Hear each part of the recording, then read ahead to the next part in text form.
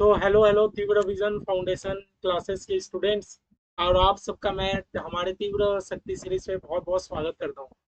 हम लोग अपना वादा किए थे कि C A F M C S executive paper 460 number को हम लोग को अगस्त तक में हम लोग को पूरा एकदम क्लीन कर देना है और भैया ऐसा क्लीन करना है कि 60 में से 50 लाना है।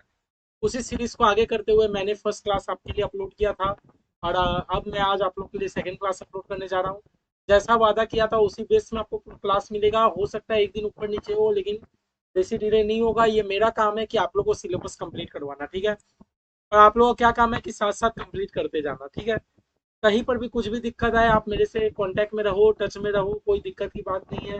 आराम से एकदम हम लोग पूरा बातचीत करते करते अपना मतलब एक सफर है हमारा। बहुत जन को लगता है सी एस एग्जीक्यूटिव है बहुत बड़ा, मतलब कोई पहाड़ है, कोई हाथी है, घोड़ा है, रॉकेट साइंस है, कुछ नहीं, ये एक सफर है। जब आप लोग पास कर जाओगे, क्वालिफाई कर जाओगे, आप अपने से जूनियर को गाइड करोगे कि कैसे मैंने ये सफर पार किया था, तो इस सफर को एंजॉय करो। हाँ, तो देखो हम लोग लास्ट क्लास हम लोग क्या पढ़े थे, मेजर में हम लोग पढ़े थे कि भैया अकाउंटिंग का डेफिनेशन। अकाउंटिंग क्या होता है भैया, हम लोग पढ़े थे अकाउंटिंग एक रिकॉर्डिंग करना होता है, एक कला है, अकाउंटिंग आर्ट है, जिसमें हम लोग रिकॉर्ड करते हैं, क्लासिफाई करते हैं। रिकॉर्ड कहाँ करते हैं, जर्नल पे। पर भैया जर्नल पे रिकॉर्ड करते करते इतना मोटा फाइल बन जाता है, तो हर एक जर्नल को हम लोग क्या कर लेते हैं, लेजर क्लासिफाई कर लेते हैं। काम इजी पड़ जाता है, क्यों? क्योंकि जर्नल पे आप मेरे को ये नहीं बता सकते कि पूरा साल मैंने कितना सेल किया। अगर आपको ये पता करना है कि आपने पूरा साल कितना सेल किया हो, तो उसके लिए आपको लेजर खोलना होगा। अब भैया लेजर तो मेरा लेजर भी बहुत सारा अकाउंट हो गया। मेरे ओनर को चाहिए कि वो एक पेज का समराइज सीट चाहिए। तो समराइजिंग करने के लिए हम लोग क्या करते हैं, हम लोग ट्रायल बैलेंस प्रिपेयर करते हैं, ठीक है। और जो भी हम लोग प्रिपेयर करेंगे कैसे करेंगे, इन सिग्निफिकेंट मैनर और इन टर्म्स ऑफ मनी वाली ट्रांजेक्शन को रिकॉर्ड करेंगे, ठीक है। और करने के बाद हम लोग इंटरप्रेट करेंगे। इंटरप्रेट मतलब क्या प्रॉफिट आया, क्या लॉस आया, मेरा फाइनेंशियल पोजीशन क्या है। लेकिन क्या इंटरप्रेट करके खुद ही रख लेंगे, नहीं। ये डेफिनेशन पुराना हो गया, न्यू डेफिनेशन बोलते हैं इंटरप्रेट करने के बाद आप रिजल्ट को कम्युनिकेट भी करोगे अपने आप। ठीक है, कम्युनिकेट किससे करेंगे भैया, यूजर से करेंगे। पूरा डेफिनेशन हम लोग बढ़िया से पढ़ लिए, तो ऑब्जेक्टिव पढ़ लिए थे। फिर हम लोग ये देखे थे कि बुक कीपिंग और अकाउंटिंग में क्या डिफरेंस होता है। तो हम लोग ये पढ़े थे कि जो बुक कीपिंग का हमारा आउटपुट होता है वो हमारे अकाउंटिंग का इनपुट होता है। क्यों? क्योंकि बुक कीपिंग का मतलब क्या था कि आप खाली रिकॉर्ड करना, क्लासिफाई करना, समराइज करना। अगर आपका काम सिर्फ ये तीन ठो है, तो इसका मतलब आप अकाउंटिंग नहीं कर रहे हो, आप बुक कीपिंग का काम कर रहे हो। ये हम लोग पढ़े थे ना। तो जो हमारे बुक कीपिंग का आउटपुट रहता है, मतलब बुक कीपिंग करके जो आया, उसी से तो हम लोग आगे अकाउंटिंग का काम करेंगे, आगे पीएल बैलेंस शीट बनाएंगे। तो बुक कीपिंग का आउटपुट हमारा अकाउंटिंग का इनपुट होता है। जबकि हमारा अकाउंटिंग का जो आउटपुट होता है, उससे हमारे स्टेक होल्डर लोग, शेयर होल्डर लोग, यूजर्स लोग क्या करते हैं, जजमेंट ले पाते हैं कुछ, ठीक है। मतलब बैठ के कुछ जजमेंट बनाएंगे ना कि मुझे इन्वेस्ट करना है कि नहीं करना है। तो बोले हमारे बुक कीपिंग का पर्पस क्या रहा है कि आप खाली रिकॉर्ड करते जाओ। जबकि अकाउंटिंग का पर्पस क्या रहा है कि आप मुझे रिजल्ट बताओ, रिजल्ट मैंने कितना प्रॉफिट कमाया, कितना लॉस कमाया, मेरे कंपनी का क्या फाइनेंशियल पोजीशन है। पूरा बुक कीपिंग ना अकाउंटिंग का फाउंडेशन है। हाँ, क्योंकि अगर आप बुक कीपिंग नहीं सीखोगे तो आप आगे अकाउंटिंग कैसे करोगे, ठीक है। जबकि अकाउंटिंग को तो हमारे बिजनेस का क्या बोला गया है, लैंग्वेज बोला गया है। बुक कीपिंग कौन करेगा, जूनियर स्टाफ। अकाउंटिंग कौन करेगा, सीनियर स्टाफ। हमारे बुक कीपिंग का ऑब्जेक्टिव बस इतना रहा है कि आप खाली समराइज करके ट्रायल बैलेंस तक बना के दे दीजिए। जबकि हमारा अकाउंटिंग का क्या ऑब्जेक्टिव है कि खाली हमारा अकाउंटिंग का ऑब्जेक्टिव खाली बुक कीपिंग करना नहीं होता, बल्कि रिजल्ट को एनालाइजिंग वगैरह, एनालाइजिंग और यूजर लोग के साथ कम्युनिकेट भी करना होता है, ठीक है। अब आगे हम लोग पढ़ेंगे एक अकाउंटिंग साइकिल में हम लोग क्या क्या करते हैं। तो देखो हम लोग अकाउंटिंग साइकिल में हम लोग पहले सारे ट्रांजेक्शन को क्या करते हैं, रिकॉर्ड करते हैं। हमारे सारे ट्रांजेक्शन को क्या कर देते हैं, रिकॉर्ड कर देते हैं। रिकॉर्ड करने के बाद आप जर्नल, लेजर, ट्रायल बैलेंस ये सब का काम किए। लेकिन ट्रायल बैलेंस के बाद भी क्या होता है ना, हम लोग कुछ कुछ एंट्री करना हो सकता है भूल गए थे, तो एडजस्टमेंट एंट्री हम लोग को मानना होता है। कोई मतलब कुछ भूल गए थे या हम लोग कुछ रेक्टिफिकेशन हो गया था, तो आप एडजस्टमेंट एंट्री किए तो आपका एडजस्टमेंट ट्रायल एंट्री पे होगा। फिर क्लोजिंग एंट्री करेंगे। क्लोजिंग एंट्री मतलब जो सीडी कर रहे थे, करने के बाद ना हम लोग फाइनेंशियल स्टेटमेंट बनाएंगे। ये जस्ट एक अकाउंटिंग साइकिल है, इसका आपका कोई वास्तविक जीवन से ऐसा कोई ऐसा सच जीवन के आपके वास्तविक एग्जाम से कोई लेना देना नहीं है। एग्जाम में ये सब क्वेश्चन देगा भी नहीं। एग्जाम में हम लोग को मोस्टली अपने को मेजोरिटी हम लोग को फोकस करके आना है हमारे सम्स के एरिया पे, ठीक है। आप अकाउंटिंग का टर्म्स पढ़ो। देखो टर्म्स बहुत इंपॉर्टेंट है। बोलता है ट्रांजेक्शन क्या होता है, बोलता है ट्रांजेक्शन क्या होता है, 1 मिनट मैं अपने लैपटॉप को ठीक कर लेता हूँ। बोलता है ट्रांजेक्शन क्या होता है, तो बोलता है ट्रांजेक्शन मीन्स एन इवेंट। बोलता है ट्रांजेक्शन एक इवेंट होता है या बिजनेस एक्टिविटी होता है which involve exchange of money. बोला अगर आपका ट्रांजेक्शन मीन्स एन इवेंट, पूरा एक इवेंट है जिसमें आपका मनी एक्सचेंज हो रहा है, वो होता है ट्रांजेक्शन। तो इवेंट का मतलब क्या होता है? पूरा इवेंट का मतलब कोई भी incidence that occurs as a result of something. आपको सिंपल बात बोलूं, आपका कोई भी इवेंट, ट्रांजेक्शन मतलब क्या होता है कि जिसमें आपका मनी का एक्सचेंज हो रहा है, वो वाले इवेंट को अपने ट्रांजेक्शन बोलते हैं। और ये ट्रांजेक्शन को करके क्या रिजल्ट आया, वो होता है हमारा इवेंट होता है। ट्रांजेक्शन को करके हमारा क्या वो आया, रिजल्ट आया, वो हमारा इवेंट होता है। आप ट्रांजेक्शन का मतलब, इवेंट का मतलब साथ में समझो। ट्रांजेक्शन का मतलब एक इवेंट, नहीं तो इवेंट आपको अगर कंफ्यूजन लगे तो आप ऐसा समझो, ट्रांजेक्शन मतलब एक business activity which involve exchange of money. हमारा ट्रांजेक्शन मतलब एक बिजनेस एक्टिविटी जिसमें मनी का एक्सचेंज हो रहा हो। मतलब मैंने रुपए रिसीव किया, बदले में सामान सेल किया, तो मनी का एक्सचेंज हुआ। मैं परचेस कर रहा हूँ, बदले में रुपया दे रहा हूँ, तो ये मनी का एक्सचेंज है, मतलब ये ट्रांजेक्शन है। ठीक है, ठीक है। जबकि हमारा क्या बोल रहा है, इवेंट मतलब क्या बोल रहा है, इवेंट में भी कंसीडर्ड एज कोई भी incidence that occurs as a result of something. अगर कोई भी चीज का मेरा रिजल्ट आता है, रिजल्ट मतलब घटना को करके क्या रिजल्ट आया, वो होता है हमारा इवेंट। घटना को करके क्या रिजल्ट आया, वो होता है इवेंट। ठीक है। जैसे मैं आपको एग्जांपल अगर दे दूं प्रैक्टिकल लाइफ में, तो मैंने सामान खरीदा। मैंने क्या किया, सामान खरीदा। तो जो मैंने सामान खरीदा, मैंने बदले में रुपए देके सामान खरीदा, तो वो है मेरा ट्रांजेक्शन। लेकिन ये सामान खरीदने के चलते से मेरा जो कंपनी का रेवेन्यू बढ़ रहा है, कैसे बढ़ रहा है? क्योंकि आप सामान खरीदोगे तो ही आप बेचोगे। खरीदने का रिजल्ट क्या आया कि आपके कंपनी का रेवेन्यू बढ़ रहा है, तो ये आपका है इवेंट। समझ रहे हो? मैं खाली एक सामान खरीद रहा हूँ, तो मैंने खरीदा, बदले में रुपया पेमेंट कर दिया, तो भैया ये ट्रांजेक्शन है कि इवेंट है? ये ट्रांजेक्शन है। अगर मैं सिर्फ सामान खरीद रहा हूँ तो ये ट्रांजेक्शन है, मैं सिर्फ सेल कर रहा हूँ तो ये ट्रांजेक्शन है। लेकिन इसका रिजल्ट क्या आता है, ये खरीदा बेचे करने से मेरे कंपनी का नेट प्रॉफिट बढ़ता है ना? तो वो होता है एक इवेंट। समझ गए ट्रांजेक्शन और इवेंट का मतलब? ट्रांजेक्शन मतलब कोई भी इवेंट जिससे मनी का एक्सचेंज हो रहा हो, और इवेंट मतलब जिस चीज का रिजल्ट आता है उसको हम लोग इवेंट बोलते हैं। समझ गए? मैंने सामान खरीदा, एक ट्रांजेक्शन है। मैंने किसी को सामान बेचा, ये एक ट्रांजेक्शन है। लेकिन ये ट्रांजेक्शन का रिजल्ट क्या आया? रिजल्ट ये आया क्योंकि परचेज और सेल करने से आपका प्रॉफिट बढ़ा, तो ये रिजल्ट जो आया ना, मेरा प्रॉफिट बढ़ा, इसको हम लोग बोलेंगे इवेंट। ठीक है। जैसे आप अपने डेली एग्जाम्पल ले लो, आप डेली पढ़ाई कर रहे हो, ये आपका क्या हो गया, एक तरीका का ट्रांजेक्शन हो गया। लेकिन ये पढ़ाई को करके क्या हुआ, आप जो एग्जाम में पास होने वाले हो, आप जो 25 अगस्त के दिन जब आपके हाथ में रिजल्ट आएगा, आप जब पास होने वाले हो, वो होगा एक इवेंट होगा ना 25 अगस्त वाले दिन। अभी आप क्या कर रहे हो, अभी आप डेली थोड़ा थोड़ा थोड़ा थोड़ा ट्रांजेक्शन कर रहे हो, लेकिन इसका रिजल्ट क्या होगा, 25 अगस्त को पास हो जाओगे, है ना? तो वो आपका एक इवेंट होगा। ठीक है।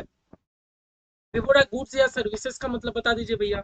तो गुड्स या सर्विसेज का मतलब तो हम लोग नेगोशिएबल इंस्ट्रूमेंट एक्ट में भी पढ़ते हैं ना? नहीं, नेगोशिएबल नहीं, सोल्स और सेल्स ऑफ गुड एक्ट में पढ़ते हैं। प्रोडक्ट गुड्स क्या है, हमारा टेंजिबल है। गुड्स क्या है, टेंजिबल। देखो दो होता है हमारा, एक होता है टेंजिबल गुड्स, होता है इनटेंजिबल गुड्स। मैंने क्या बोला, हमारा दो टाइप के, एक्सक्यूज मी,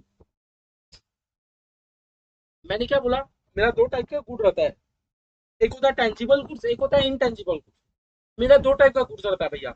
एक होता है टेंजिबल गुड्स, एक होता है इनटेंजिबल गुड्स।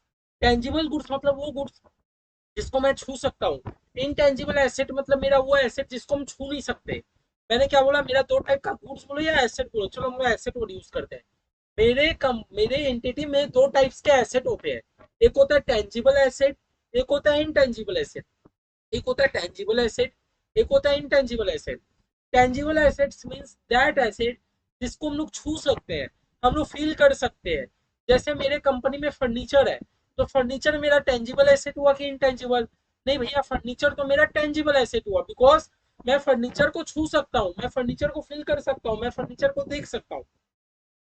अभी इनटेंजिबल एसेट मेरा वो एसेट होता है जिसको हम देख नहीं सकते, हम सिर्फ महसूस कर पा रहे हैं कि हाँ है। जैसे कि आपका गुडविल, आप गुडविल को देख पा रहे हो, आप गुडविल को छू पा रहे हो? नहीं नहीं, लेकिन वो आपका एक एसेट है, वो आपके बैलेंस शीट में जाता है। हम लोग गुडविल को क्या करते हैं, हम लोग खाली महसूस कर पा रहे हैं कि हाँ आपके मार्केट में इतना भाईचारा चर्चा बना हुआ है ना? तो गुड्स, अगर आप गुड्स की बात कर रहे हो, तो गुड्स हमारा कौन सा एसेट होता है, टेंजिबल एसेट होता है। गुड्स कौन सा एसेट होता है हमारा, टेंजिबल एसेट होता है। ठीक है। गुड्स कैसा एसेट होता है हमारा, टेंजिबल एसेट होता है। इन विच अ बिजनेस डील, बोला कोई भी टेंजिबल एसेट या कमोडिटी जिसमें बिजनेस डील करता है ना। आज मेरा बिजनेस है, मैं कोई भी टेंजिबल एसेट मतलब खरीदा बेची बार बार कर रहा हूँ, तो वो गुड्स है मेरे लिए। ठीक है। बोले this article or commodities are either bought and sold or produce and sold. बोले ये जो आर्टिकल है इसको आप या तो खरीदते हो फिर बेचते हो, नहीं तो आप खुद ही प्रोडक्शन करने के बाद बेचते हो। ठीक है। हाँ, क्योंकि हम लोग अगर बिजनेस कर रहे हैं तो हम लोग बेचेंगे तो हम लोग गुड्स ही ना बेचेंगे, कि आप अपना कंपनी का फिक्स एसेट उठा के बेच दोगे, नहीं। फिक्स एसेट बेचना नहीं होता है।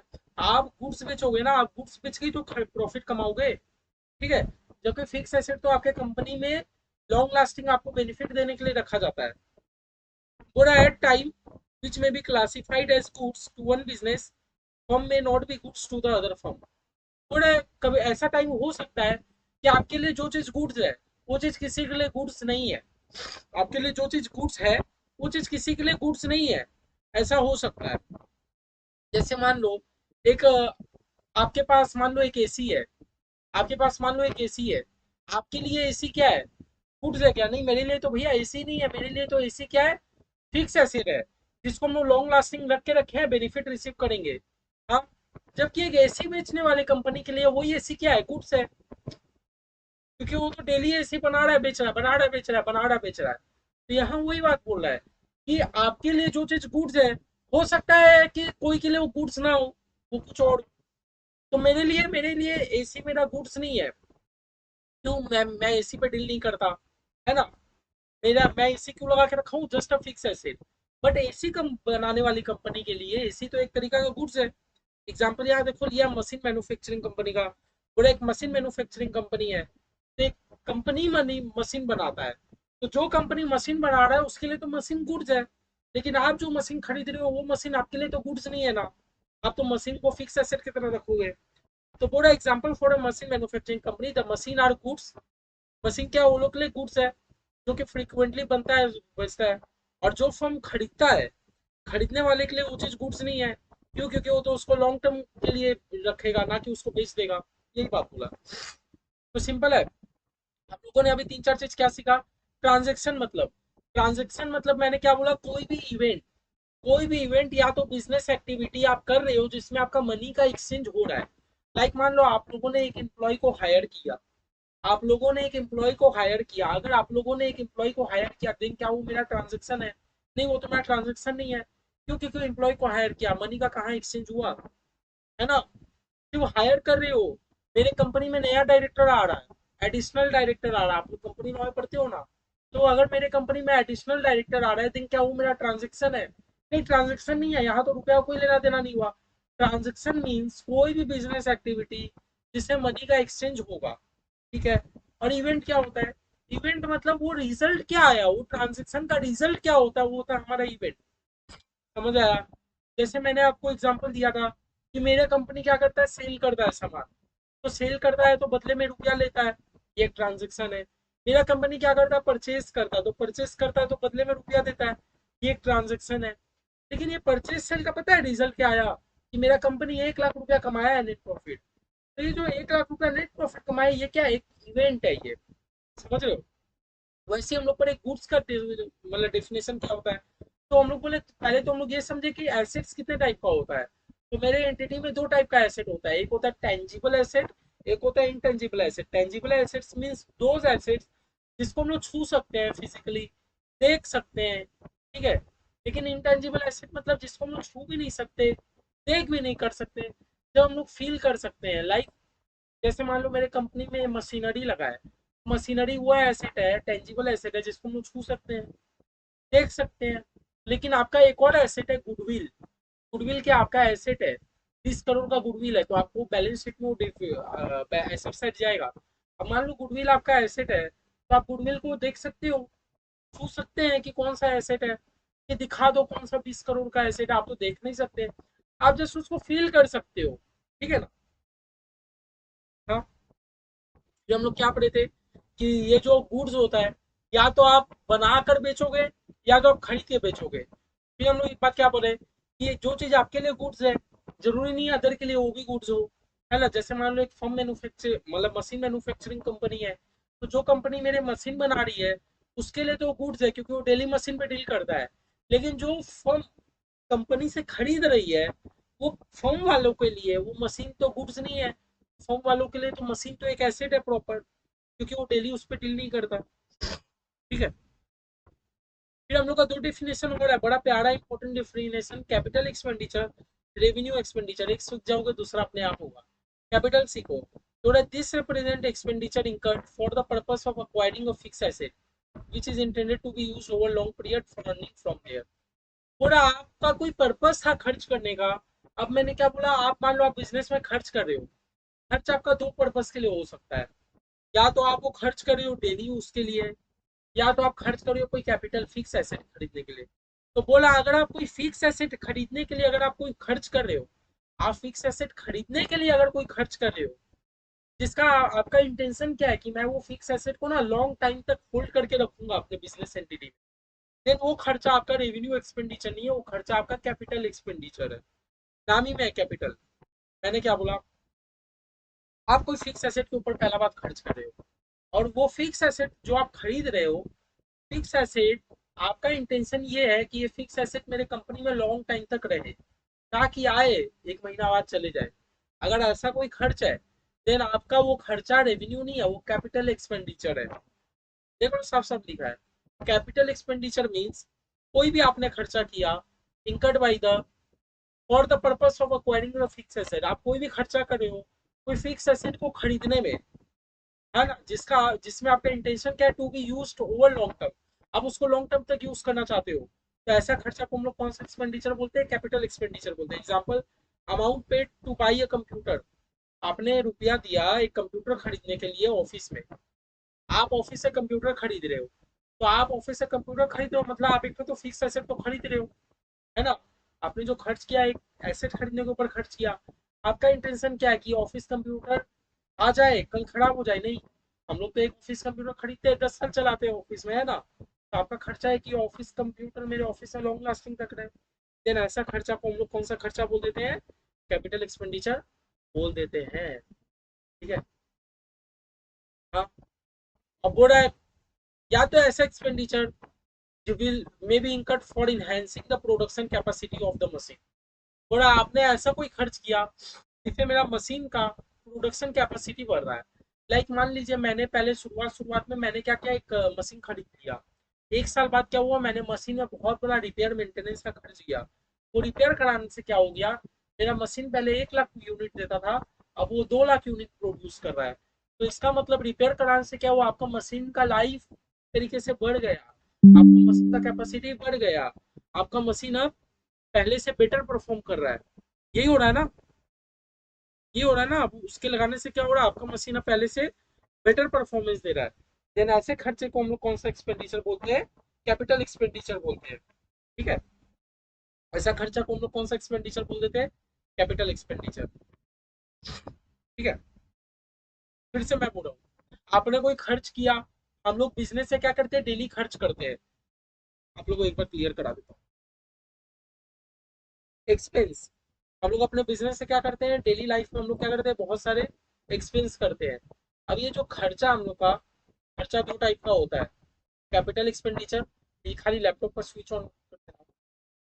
हम लोग जो खर्चा है, खर्चा दो टाइप का होता है, कैपिटल एक्सपेंडिचर, एक रेवेन्यू एक्सपेंडिचर। एक होता है कैपिटल एक्सपेंडिचर और एक होता है रेवेन्यू एक्सपेंडिचर। Revenue expenditure. आप लोग आप बोलोगे ये तो चीटिंग है, खर्चा तो खर्चा होता है। खर्चा तो खर्चा होता है, लेकिन हम लोग क्यों खर्चा को अब कैपिटल और रेवेन्यू एक्सपेंडिचर में डिवाइड कर रहे हैं, क्योंकि जो भी आपका कैपिटल एक्सपेंडिचर रहेगा उसको हम लोग बैलेंस शीट पे रिकॉर्ड करेंगे। हमारा जो भी कैपिटल एक्सपेंडिचर होगा हम लोग उसको बैलेंस शीट पे रिकॉर्ड करेंगे, और जो भी मेरा रेवेन्यू एक्सपेंडिचर होगा उसको हम लोग पीएल पे रिकॉर्ड करेंगे। हम लोगों ने बोला ना कि बुक कीपिंग में ट्रायल बैलेंस करने के बाद जो भी हमारा काम रहता है वो अकाउंटिंग का काम रहता है। ठीक है। तो हम लोग को अब सबसे पहला काम क्या करना है कि मेरे कंपनी में दिन पे दिन कोई ना कोई खर्च हो रहा है। पूरे साल में 70-80% तो खर्च हो रहा है, मतलब डेली कुछ ना कुछ तो खर्च होता ही ना। तो वो खर्चा आपने कैपिटल एक्सपेंडिचर किया कि रेवेन्यू एक्सपेंडिचर के ऊपर खर्चा किया, ये बाइफरकेट करना जरूरी है। क्यों जरूरी है कि अगर आप कैपिटल एक्सपेंडिचर के ऊपर खर्चा करते हो, देन वैसा खर्चा को हम लोग पीएल में लेके नहीं जाते, वैसा खर्चा को हम लोग बैलेंस शीट में लेके जाते हैं। लेकिन अगर आपने कोई रेवेन्यू खर्चा किया है, देन वैसा खर्चा को हम लोग पीएल पे रिकॉर्ड करते हैं, ठीक है। अब कैपिटल एक्सपेंडिचर क्या होता है?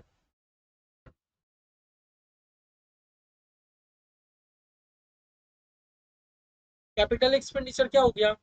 मान लो आप एक्सपेंस कर रहे हो relating to acquire of fix property, fix asset. आप कोई फिक्स एसेट एक्वायर कर रहे हो, आप जो फिक्स एसेट एक्वायर कर रहे हो, तो फिक्स एसेट एक्वायर कर रहे हो, तो उसका जो भी खर्चा आया वो आपका कौन सा खर्चा? तो कैपिटल एक्सपेंडिचर। क्यों? क्योंकि आपका इंटेंशन क्या है? उसको लॉन्ग टाइम तक यूज करने का।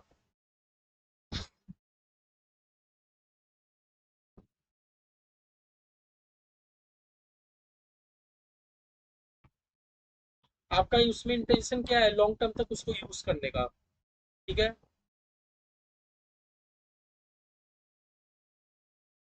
और नहीं तो तीसरा चीज क्या हो गया? Expense which enhance the productivity. आप कोई ऐसा एक्सपेंस कर रहे हो जिससे मेरा एसेट्स का क्या हो रहा है? प्रोडक्टिविटी बढ़ रहा है। आप कोई भी खर्च कर रहे हो जिससे मेरा एसेट्स का क्या हो रहा है? प्रोडक्टिविटी बढ़ रहा है। इसका मतलब ये है, पहले मेरा एसेट 1 लाख यूनिट प्रोड्यूस करता था, अब खर्च करने के बाद मेरा वो एसेट क्या हो रहा है? 2 लाख यूनिट प्रोड्यूस कर रहा है। अगर ऐसा कोई खर्चा है, देन आप कौन सा एक्सपेंस कर रहे हो? आप कैपिटल एक्सपेंडिचर कर रहे हो। बार बार बोलो, फिर से बोला, कैपिटल एक्सपेंडिचर कौन कौन सा हो गया? आप कोई भी खर्चा कर रहे हो, आप फिक्स एसेट एक्वायर कर रहे हो, वो आपका कैपिटल एक्सपेंडिचर। आप कोई भी एसेट को यूज कर रहे हो, उसके पीछे खर्च कर रहे हो, और आपका उसमें इंटेंशन क्या है कि आप उसको लॉन्ग टर्म तक यूज करोगे, कैपिटल एक्सपेंडिचर। और नहीं तो आप कोई भी ऐसा खर्चा करो जिससे आपका फिक्स एसेट का प्रोडक्टिविटी बढ़ रहा है, इनहेंस हो रहा है, तो आपका कैपिटल एक्सपेंडिचर। अगर आपका कोई चीज कैपिटल एक्सपेंडिचर है ना, देन हम उसको पीएल पे रिकॉर्ड नहीं करते, हम वो बैलेंस शीट पे रिकॉर्ड करते हैं। तो अच्छा, कैसे रिकॉर्ड करते हैं भैया? तो फाइनल अकाउंट वाले चैप्टर है ना, हम वो सब सीखेंगे, ठीक है। अब जो आपका कैपिटल एक्सपेंडिचर का खर्चा नहीं है, वो सब खर्चा आपका कौन सा है?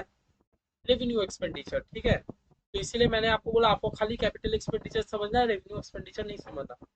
मतलब कोई भी खर्चा है ना हमारे, हो सकता है हमारा इंस्टीट्यूट एग्जाम में 5 नंबर का समझ लेते कि आप इसमें से कैपिटल और रेवेन्यू एक्सपेंडिचर अलग अलग करके दिखाओ। तो हम लोग तो एकदम सिंपल बात जानते हैं कि 3 चीज चेक करेंगे। अगर वो केस में 3 चीज होगा, देन वो मेरा कैपिटल एक्सपेंडिचर है। अगर वो 3 चीज नहीं होगा, देन वो मेरा कैपिटल एक्सपेंडिचर नहीं है, वो रेवेन्यू एक्सपेंडिचर बन जाएगा, ठीक है। और जो चीज कैपिटल एक्सपेंडिचर होगा वो बैलेंस शीट पे जाएगा, जो चीज रेवेन्यू एक्सपेंडिचर रहेगा वो हमारे पीएल पे जाएगा।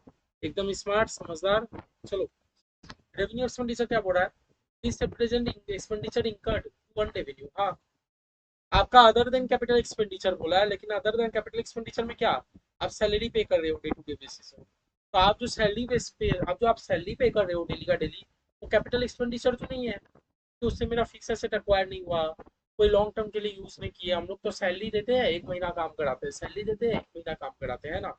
आप जो इलेक्ट्रिसिटी बिल करते हो, रेंट पे करते हो, मतलब बोला ना, कैपिटल एक्सपेंडिचर वो छोड़ के कोई भी अगर एक्सपेंडिचर आए, देन वो मेरा कौन सा होगा? Revenue expenditure. बस अपने को इतना याद रखना। तो बोला, रेवेन्यू एक्सपेंडिचर हम लोग क्यों करते हैं? To earn revenue of the current period.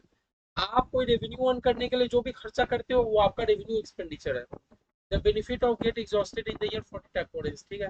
For example, आप रिपेयर के ऊपर खर्चा किए, insurance, salary, wages, employ travel, revenue expenditure related relation, ठीक है। भैया पीएल अकाउंट क्या होता है? पीएल अकाउंट तो प्रॉफिट एंड लॉस अकाउंट होता है, ठीक है। प्रॉफिट मतलब क्या बोलता है? बोलता प्रॉफिट मतलब excess of revenue over expense. But समझ रहे हो कि आपका एक्सपेंस से ज्यादा रेवेन्यू आ गया। अब रेवेन्यू क्या होता है? बोलता है रेवेन्यू, आपको मैं रेवेन्यू बता दे रहा हूँ, हो सकता है हमारे मॉड्यूल में नहीं दिया। Revenue means gross inflow of cash, gross inflow of cash from sale of goods और रेंडरिंग ऑफ सर्विसेज।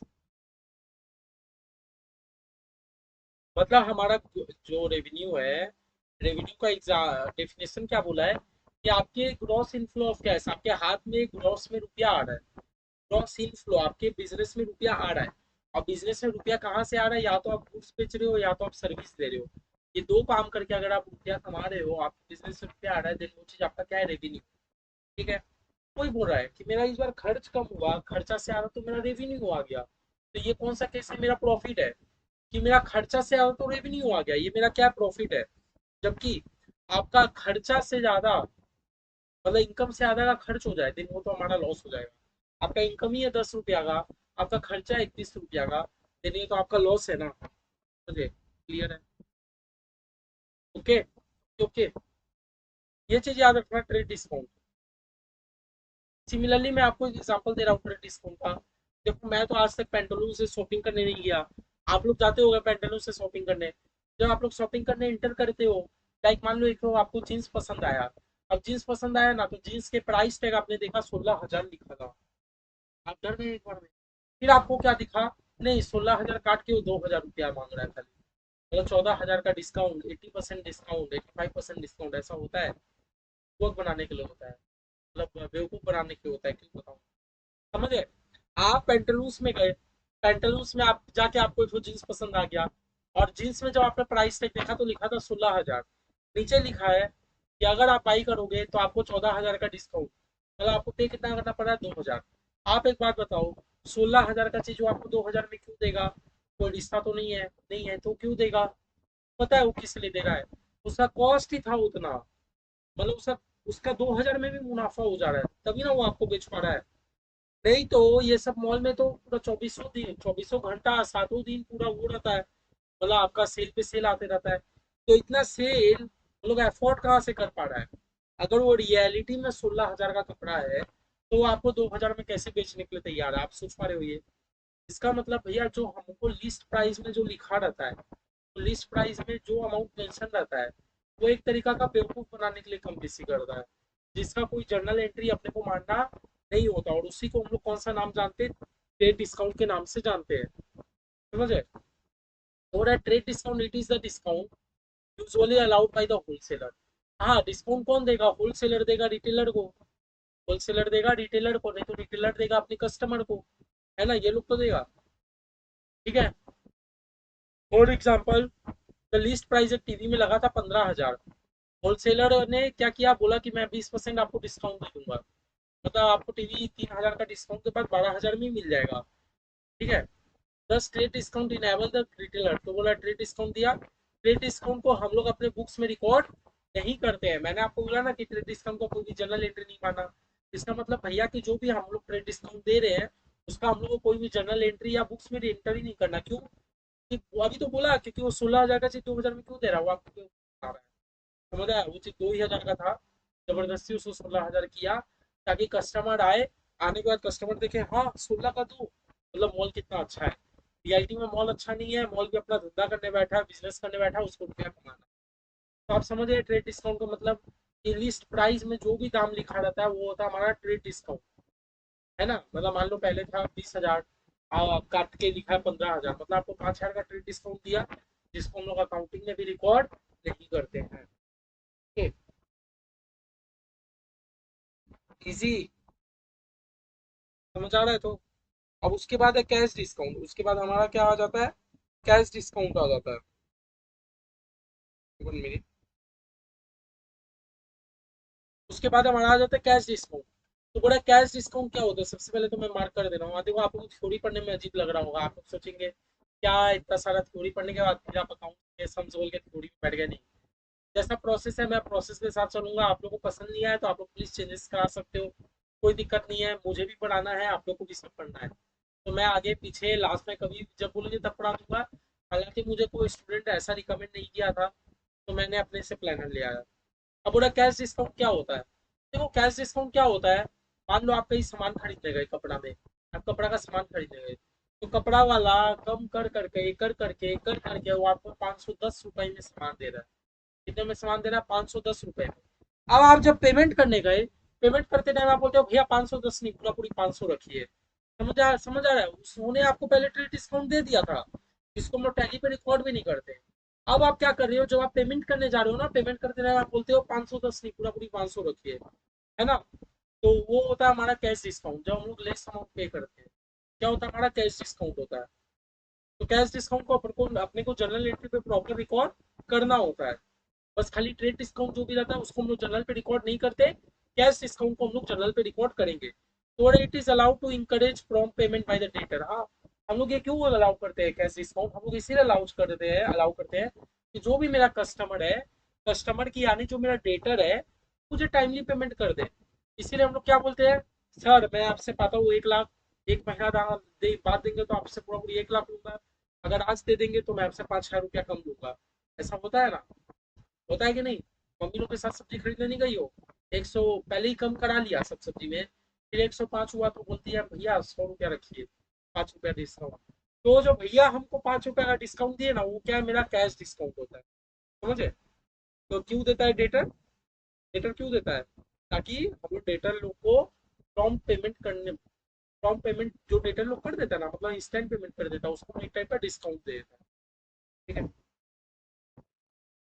पूरा बैलेंस शीट क्या है, तो मैंने पूरा बैलेंस शीट एक स्टेटमेंट ऑफ पीएल है, ठीक है भैया, इतना तो पता है। एसेट, ठीक है, tangible asset, intangible asset, classification. अब देखो क्लासिफिकेशन ऑफ अकाउंट जो है मैं आपको चैप्टर 1 से कटा रहा हूँ, तो इसके बाद जो हम लोग पढ़ेंगे schedule 3 of companies act. Schedule 3 हमारा कौन से चैप्टर में है? चैप्टर नंबर 2 में है। चैप्टर नंबर 2 का आप शेड्यूल 3 पढ़ोगे, आपको सब current asset non current asset एकदम धड़ाधड़ आपको समझ आ जाएगा, कोई दिक्कत की बात नहीं।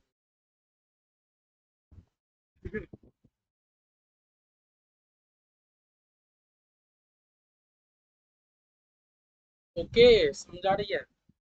फिर देखो, फिर हमारा शुरू होता है single entry system, double entry system. Single entry system क्या बोलता है? बोलता है single entry book keeping also known as single entry accounting is the method of book keeping that relies on one sided accounting entry to maintain financial information. पूरा single entry मतलब जिसमें हम लोग खाली एक साइड का एंट्री मारते हैं। जैसे हम लोग के बाहर दुकान वाले, हम लोग के जो गली के बाहर मोदी खाना वाले अंकल जो है, जो अपना राशन का दुकान रन कर रहे हैं, आज वो क्या डेबिट और क्रेडिट मेंटेन करते हैं? नहीं, वो खाली मैनुअल एक पेज खोलते हैं, लिख देते हैं मैंने इतना का सेल किया, सोनू वासु इतना, आकाश सेल इतना, ऐसे जस्ट रिकॉर्ड कर देते हैं। तो ये जो रिकॉर्ड होता है, ये कौन सा मेथड हो गया? एक तरीका का सिंगल एंट्री सिस्टम हो गया। पूरा डबल एंट्री सिस्टम में क्या होता है ना, बुक्स ऑफ अकाउंट्स में both the aspect are recorded. Double entry में हम लोग क्या करते हैं, दोनों साइड का एस्पेक्ट रिकॉर्ड करते हैं।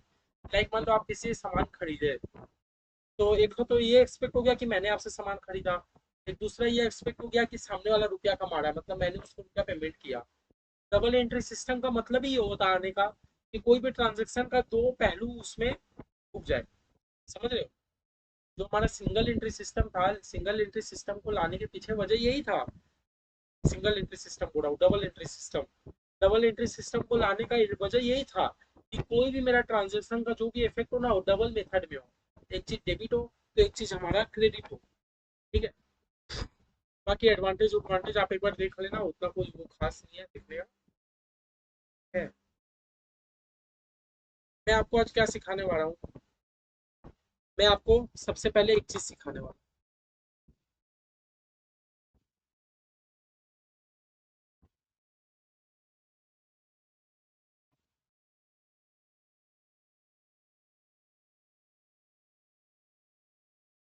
रात तो कोई ना, नींद आ रही है आप लोग की, सोते हो ना रात को बढ़िया से, हेल्थ पे बहुत ध्यान दो।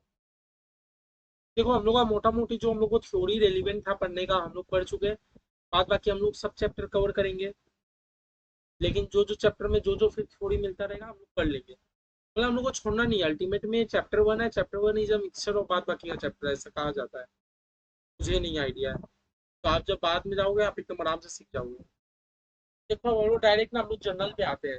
आप लोग इतना तो जान गए ना कि सिंगल में एंट्री सिस्टम में क्या होता है, हम लोग बहुत एस्पेक्ट रिकॉर्ड नहीं करते, मतलब खाली मैंने क्या किया, बेचा तो बेचा, सेल किया तो सेल किया, बैंक का रुपया आया तो आया। सिंगल एंट्री सिस्टम में हम लोग ये काम करते हैं। जबकि डबल एंट्री सिस्टम हम लोग क्या बोलता है कि आप बोथ द एस्पेक्ट को रिकॉर्ड करो, एक ट्रांजेक्शन को डेबिट करो, एक ट्रांजेक्शन को क्रेडिट करो। ठीक है।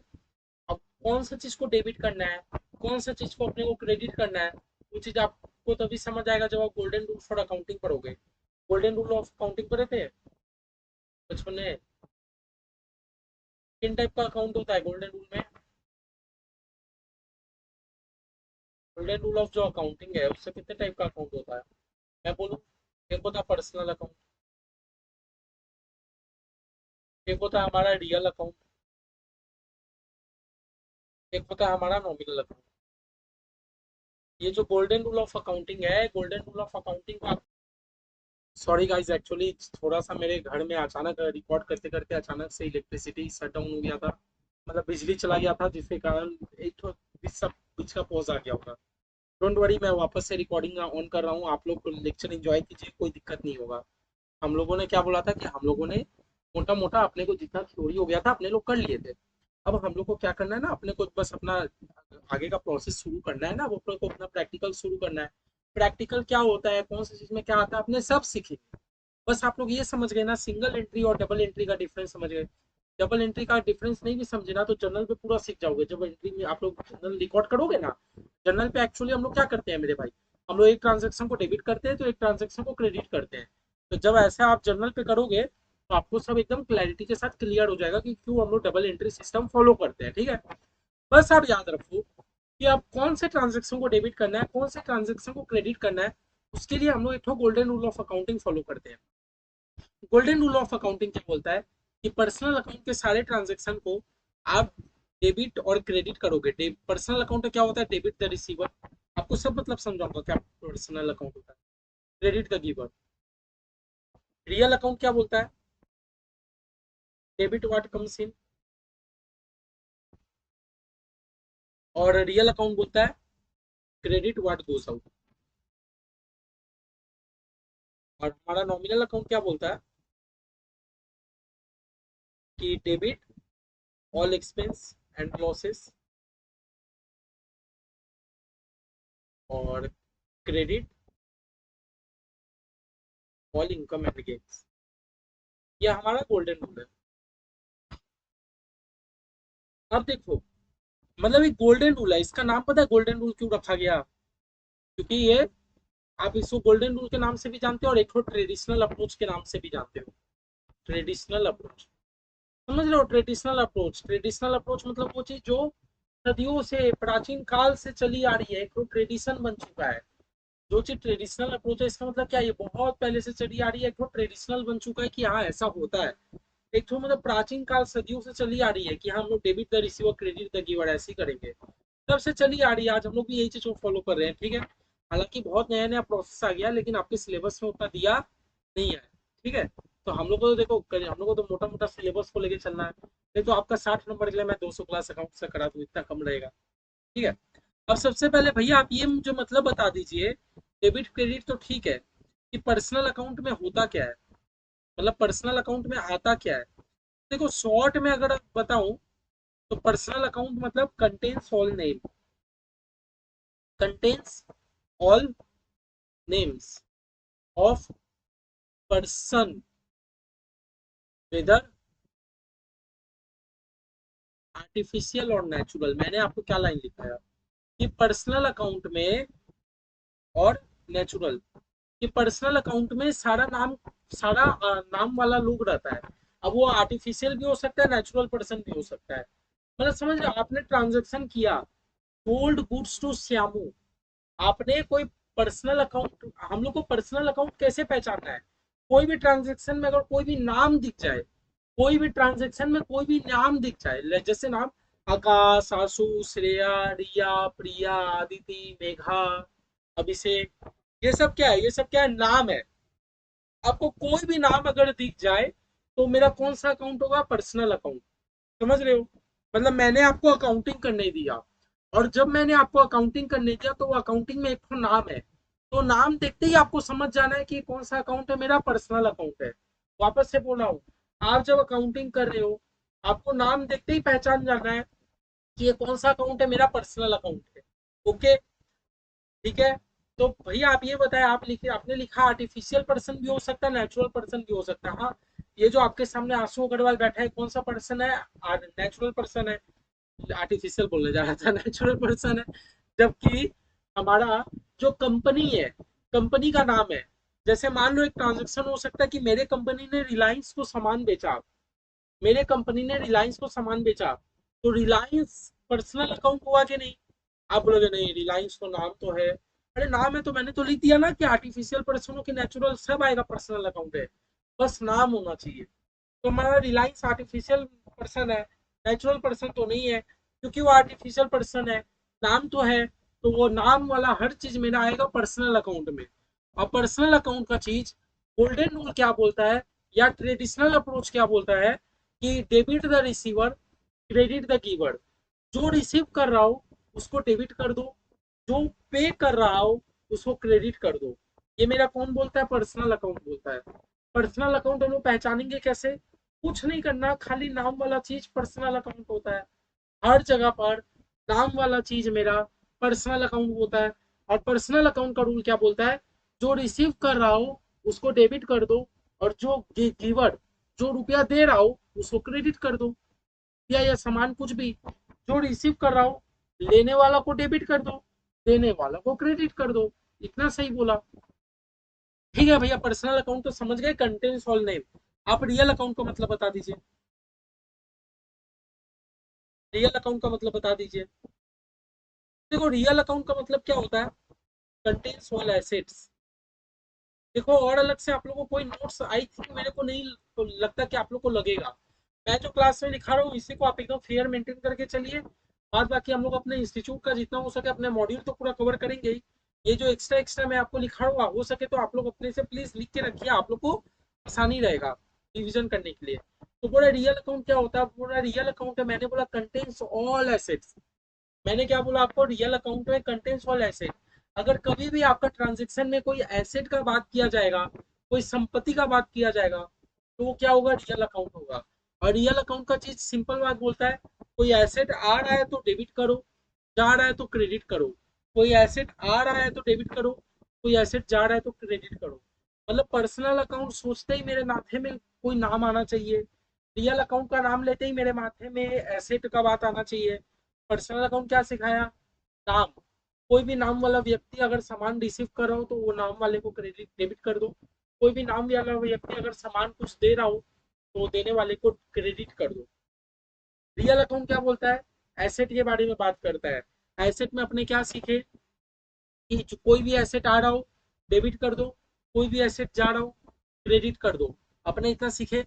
बट याद रखना, बट याद रखना, वापस से बोल रहा हूँ, याद रखना, एक्सक्लूड डेटर्स एंड बैंक।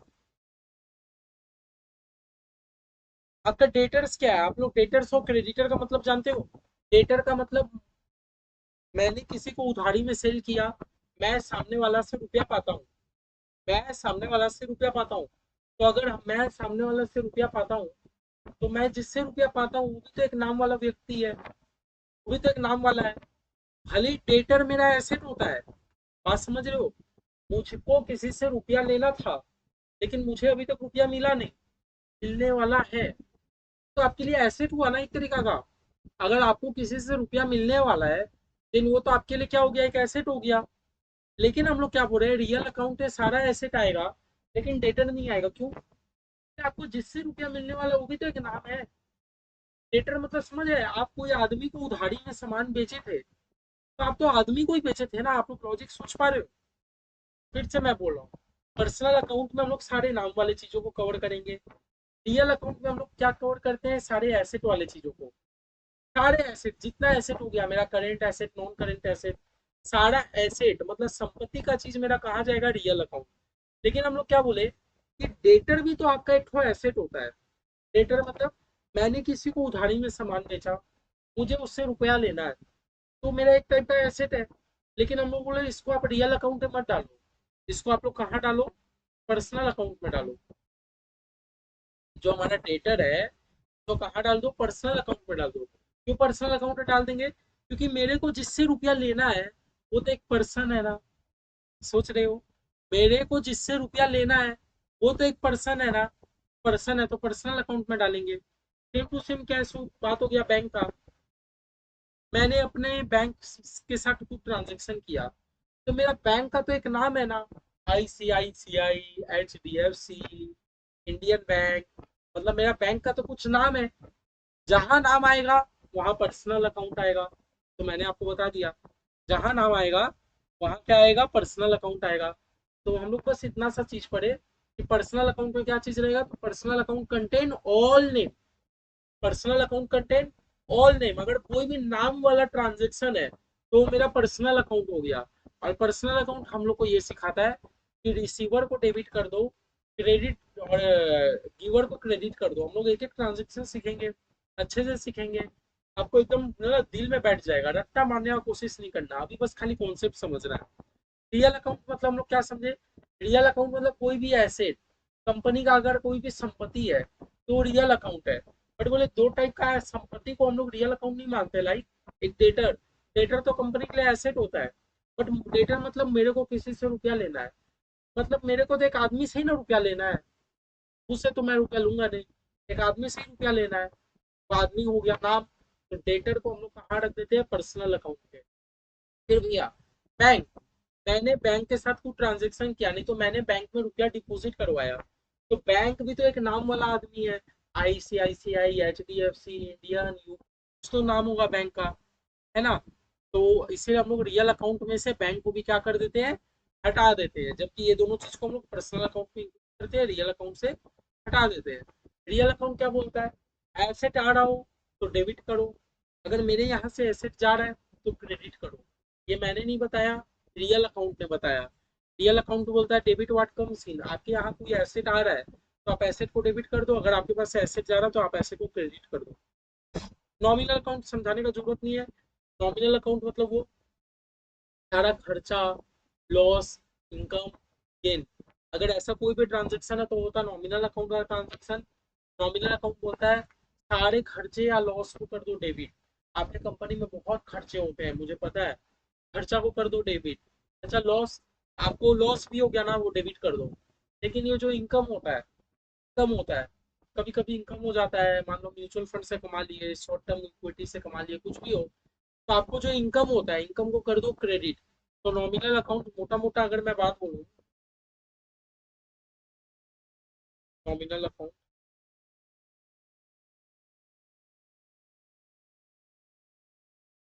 हमारा नॉमिनल अकाउंट क्या रहता है, तो मैंने बोला nominal account contains, nominal account में क्या होता है, ऑल एक्सपेंस,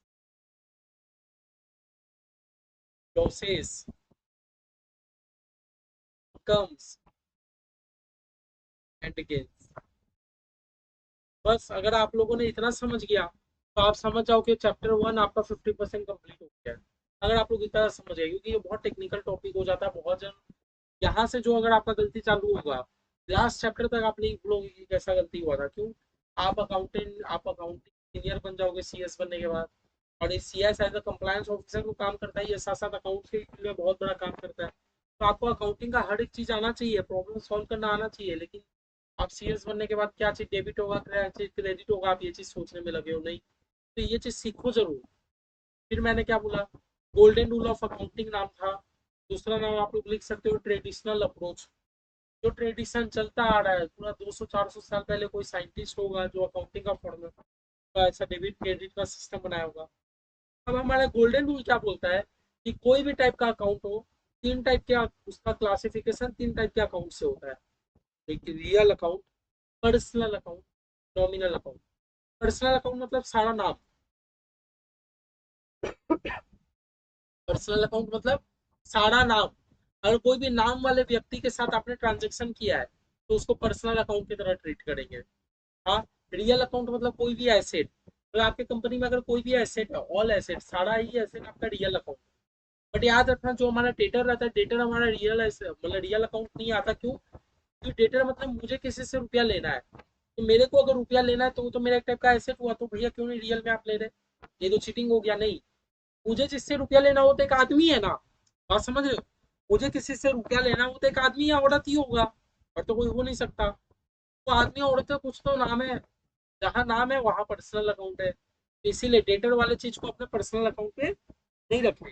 सिमिलरली बैंक, मुझे बैंक से रुपया लेना है, मतलब मैंने बैंक के साथ ट्रांजेक्शन किया, ठीक है, तो अब बैंक, मैंने जो बैंक के साथ ट्रांजेक्शन किया उसके से बैंक कौन सा अकाउंट है, रियल अकाउंट है कि पर्सनल, या मेरा बैंक बैलेंस है, मतलब मेरा है तो रियल अकाउंट लेकिन रियल नहीं है, क्यों, क्योंकि बैंक भी तो एक नाम है, आईसीआईसीआई, एचडीएफसी, कोटक महिंद्रा, कितना सारा है ना। और नॉमिनल अकाउंट क्या होता है, नॉमिनल अकाउंट में हम लोग सारा खर्चा लॉस को करते हैं डेबिट, सारा इनकम क्रेडिट, और आपका कौन सा हो गया, इनकम और गेन को अपने लोग कर देते हैं क्रेडिट। ये था हमारा गोल्डन रूल। एक बार हम लोग बुक में समझने की कोशिश करते हैं, बुक में क्या दिया,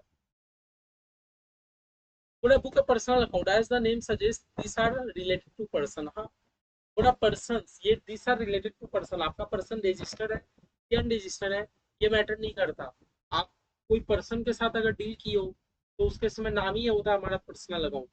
अब बोला this person could be natural person, तो आपका नेचुरल पर्सन हो सकता है like Suresh, Anil, Rani. This person could also be an artificial person, पूरा हाँ भाई आर्टिफिशियल भी हो सकता है। लाइक आप जिसके साथ ट्रांजेक्शन कर रहे हो वो एक कंपनी है, वो एक कंपनी है, तो कंपनी भी तो एक पर्सन हो गया, है ना। हमारा रियल क्या बोलते हैं, मैंने क्या बोला आपको, नेचुरल पर्सन भी हो सकता है और आपका आर्टिफिशियल पर्सन भी हो सकता है। आए कुछ नहीं बोला ऐसा। अब रियल अकाउंट क्या होता है, तो बोला these are account headed related to assets और property depending on their physical existence और otherwise they are classified as बोला tangible real asset, tangible tangible real account. मैंने क्या बोला, आपके यहाँ पर कोई भी अगर एसेट हो, सारा एसेट को आपको कहाँ डालना है, आपका इधर रियल अकाउंट पे डालना है। रियल अकाउंट दो टाइप का एसेट को एक्सप्लेन कर दिया है, टेंजिबल रियल एसेट, एक इनटेंजिबल रियल अकाउंट। तो टेंजिबल मतलब मैंने आपको बताया था जिसको हम फिजिकली एग्जिस्ट कर सकते हैं, फिजिकली छू सकते हैं, वो हमारा मतलब tangible asset. Like stock, cash, vehicle, like हम लोग एकदम टेंजिबल देख सकते हैं। इनटेंजिबल एसेट कौन सा हो गया, जिसको हम लोग अपने मतलब जिसका हमारे पास पोजीशन है बट उसका कोई फिजिकल एग्जिस्टेंस नहीं है। मैंने बताया था ना गुडविल का एग्जांपल लेके, कि मान लो मार्केट में गुडविल है, तो भैया ये कौन सा एसेट है, एसेट तो है, टेंजिबल नहीं है, वो भी बताया इनटेंजिबल एसेट है। लेकिन आप गुडविल मार्केट में है आपका, आप गुडविल को छू तो नहीं सकते, देख भी नहीं सकते, बस आप महसूस कर रहे हो और आप अंदाजा गोली लगा रहे हो, है ना। अंदाजा नहीं, एक्चुअली वो रजिस्टर्ड वैल्यू से किया जाता है, लेकिन तब भी ठीक है। तो रियल अकाउंट समझ आ गया। नॉमिनल अकाउंट क्या बोलता है, नॉमिनल अकाउंट को खाली रिकॉर्ड करता है आपका क्या चीज से रिलेटेड, आपका एक्सपेंस, लॉस, इनकम, गेन, आपका कोई भी ट्रांजेक्शन ऐसा हो रहा है तो सबको कौन रिकॉर्ड करता है, हमारा नॉमिनल अकाउंट। गोल्डन रूल क्या बोलता है, कि पर्सनल अकाउंट मतलब सारा पर्सन वाला चीज था, बोलता है पर्सनल अकाउंट मतलब debit the receiver, credit the giver. Real account मतलब सारे एसेट वाले चीज का बात था, तो एसेट वाला चीज का क्या बात करता है, debit what comes in, credit what goes out. नॉमिन नॉर्मल अकाउंट भी बोलता है, नॉमिनल अकाउंट भी बोलता है। आप नॉमिनल अकाउंट ज्यादा फॉलो करो, मेरे को से ज्यादा नॉमिनल अकाउंट वर्ड ही निकलता है। नॉमिनल अकाउंट बोलता है सारा खर्चा या लॉस को डेबिट कर दो, सारा इनकम या गेन्स को आप क्या कर दो, क्रेडिट कर दो। इतना सा बात आपका नॉमिनल अकाउंट बोलता है। समझ आई। हाँ, तो देखो क्लास तो आगे बढ़ता रहेगा, लेकिन अब हम लोग कल का क्लास से क्या करेंगे ना, हम लोग अपना बेसिक बेसिक हम लोग जनरल का सम शुरू कर देंगे। चैप्टर वन है, ज्यादा लोड मत लो। लेकिन हाँ अभी मैं आपको ये बात बोलूंगा कि अगर आपको चैप्टर वन समझ नहीं आया, देन थोड़ा सा आगे का कठिन हो जाएगा। तो इससे बेटर है आप लोग लाइव टू लाइव एकदम डेली टू का डेली आप लोग समझ के क्लियर किया कीजिए। 1 मिनट का भी आपको वीडियो में कहीं डाउट है, देन आप मुझे बोलिए कि सर आपका वीडियो में ये डाउट है, मैं ठीक करने की कोशिश करूंगा। ठीक है। तो गोल्डन रूल हम लोग पढ़ लिया। गोल्डन रूल मतलब 3 टाइप का अकाउंट होता है, personal account, real account, nominal account. हाँ, पर्सनल अकाउंट में पर्सन वाले चीज आते हैं, मतलब कोई भी ट्रांजेक्शन आपने एक पर्सन के साथ किया तो कहाँ आ जाएगा, पर्सनल अकाउंट में। पर्सनल अकाउंट होता है debit the receiver, credit the giver. और आपका रियल अकाउंट क्या बोलता है, कि सारा एसेट। रियल अकाउंट क्या बात बोलता है, कोई भी आपका एसेट का चीज हो तो वो हो गया रियल अकाउंट। रियल अकाउंट बोलता है debit what comes in, credit what goes out. आपके यहाँ अगर एसेट आ रहा है तो आप डेबिट कर दो, आपके यहाँ से एसेट जा रहा है तो क्रेडिट कर दो। लास्ट हम लोग पढ़ते हैं नॉमिनल अकाउंट। बोलते हैं नॉमिनल अकाउंट में सारा इनकम, गेन, एक्सपेंस, लॉस ये सब रिकॉर्ड होता है। नॉमिनल अकाउंट में हम लोग क्या पढ़ते हैं, कि सारा एक्सपेंस और लॉस को आप डेबिट कर दो, सारा इनकम या गेन को आप लोग क्या कर दो, क्रेडिट कर दो। फिर हम लोग ये मतलब समझ गए कि पर्सनल अकाउंट मतलब सब नेम होता है। और आपका पर्सन आर्टिफिशियल भी हो सकता है और आपका नेचुरल पर्सन भी हो सकता है। बट हम लोग दो टाइप का इसमें एसेट को इंक्लूड कर देते हैं पर्सनल अकाउंट में। मैंने क्या बोला कि रियल अकाउंट तो पूरा पूरी आपका एसेट का, एसेट के लिए बात करता है, लेकिन हम लोग उसका परमिशन से क्या किए, कुछ रियल अकाउंट वाले ट्रांजेक्शन को पर्सनल अकाउंट में ले गए।